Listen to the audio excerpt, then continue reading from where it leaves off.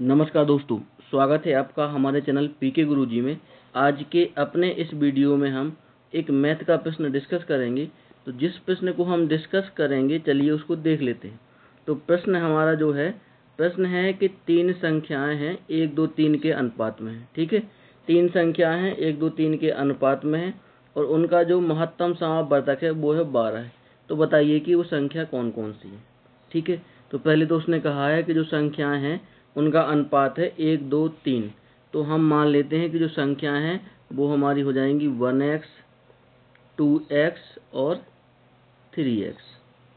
ठीक है, ये हमारी हो जाएंगी संख्याएं 1x, 2x और 3x। ये हमने अपनी संख्याएं मान ली। अब चलते हैं कि इन तीनों संख्याओं का क्या दिया गया है, हमको महत्तम समापवर्तक यानी मासा दिया गया है।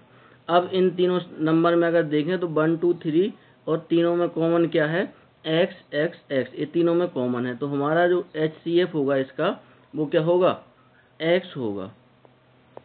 लेकिन प्रश्न ने हमसे कहा है कि जो उनका HCF है वो है 12 है।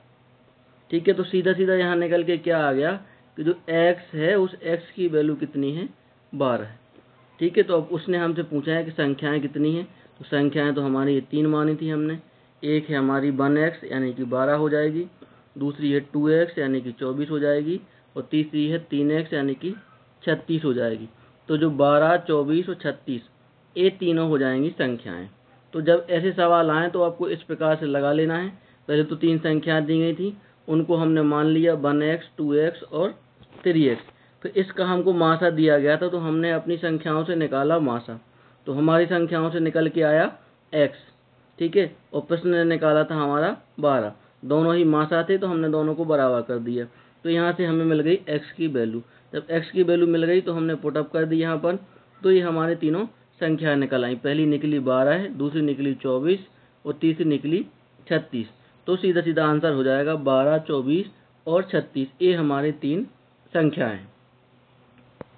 थैंक यू दोस्तों, इस वीडियो को देखने के लिए आपका बहुत बहुत धन्यवाद।